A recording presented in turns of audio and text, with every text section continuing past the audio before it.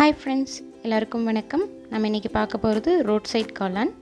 வீட்லேயே ஹெல்த்தியாக டேஸ்டியாக எப்படி செய்யலான்னு பார்க்க போகிறோம். வாங்க எப்படி செய்யலான்னு பார்க்கலாம்.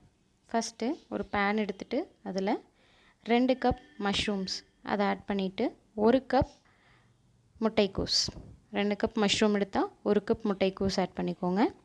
அதுக்கப்புறமா 1 கப் கார்ன்ஃப்ளவர் மாவு, 1/4 கப் அரிசி மாவு, 1 teaspoon garam masala, 2 table spoon வரமிளகாய்த்தூள். இது காஷ்மீரி சில்லியில் நார்மலான வரமிளகாய்த்தூள் தான். தேவையான அளவுக்கு உப்பு. இதெல்லாம் போட்டுட்டு நல்லா கையில் பிரட்டி விட்டுக்கோங்க. தண்ணி ஊற்ற தேவையில்லை. அந்த மஷ்ரூமில் இருக்கிறதும் முட்டைக்கோஸில் இருக்க ஈரமே போதும். இந்த மாதிரி எடுத்துகிட்டு அதை எண்ணெயில் ஃப்ரை பண்ணி எடுத்துக்கோங்க. இதுதான் நம்மளோட காளானோட பேஸு. இதை ஃப்ரை பண்ணி எடுத்து வச்சுட்டு அடுத்தது இஞ்சி பூண்டு பேஸ்ட் ரெடி பண்ணிக்கலாம். 15 பல் பூண்டுக்கு இவ்வளோ இஞ்சி போட்டு ஒரு பேஸ்ட் ரெடி பண்ணிக்கலாம்.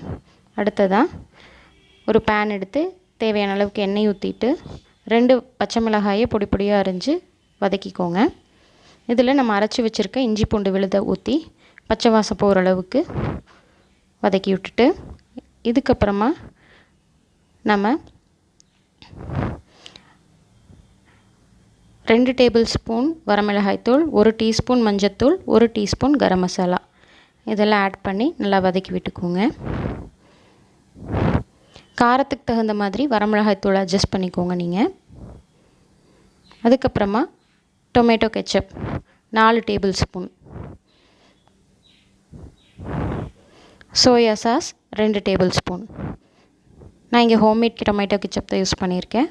அதோட லிங்க் டிஸ்கிரிப்ஷன் பாக்ஸில் கொடுக்குறேன்.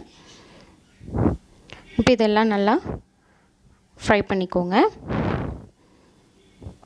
இது அப்படியே திக்கன் ஆகும்.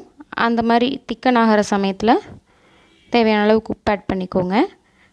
திக்கன் ஆகும்போது 1 கப் தண்ணி ஊற்றிக்கோங்க. நம்மளோட சாஸோட திக்னஸ் கன்சிஸ்டன்சி எவ்வளோ வேணுங்கிறதுக்கு தகுந்த மாதிரி தண்ணி ஊற்றிக்கோங்க. நான் என்னோடய காளானுக்கு தகுந்த மாதிரி தண்ணி ஊற்றிட்டேன். 1 கப் நான் தண்ணி ஊற்றினேன். இப்போது அந்த ஃப்ரை பண்ணி வச்சுருக்க மஷ்ரூம்ஸ் எல்லாத்தையும் பொடிச்சு இதில் ஆட் பண்ணி வேக விடுங்க. நல்லா வெந்ததும் அதில் நம்ம கார்ன்ஃப்ளவர் மாவு 2 டீஸ்பூன் தண்ணியில் கரைச்சி இதில் ஊற்றி மிக்ஸ் பண்ணிக்கலாம் திக்காகிறதுக்காக. இது கார்ன்ஃப்ளவர் மாவு ஊற்றுனதுக்கப்புறம் ஒரு 2 மினிட்ஸ் நல்லா குக் ஆச்சுன்னா நம்மளோட ரோட் சைட் காளான் ரெடி. சர்வ் பண்ணிடலாம். அது மேலே வெங்காயம் கேரட் தூவி சர்வ் பண்ணி சாப்பிட்டிங்கன்னா ஹெல்த்தியான ரோட் சைட் காளான் வீட்லேயே செஞ்சாச்சுங்க. நீங்களும் இது உங்கள் வீட்டில் ட்ரை பண்ணி பார்த்துட்டு எப்படி இருந்துச்சுன்னு உங்கள் கமெண்ட்ஸ் எனக்கு சொல்லுங்கள். இந்த ரெசிபி உங்களுக்கு பிடிச்சிருந்தால் லைக் பண்ணுங்கள், கமெண்ட் பண்ணுங்கள், ஷேர் பண்ணுங்கள். தேங்க்யூ.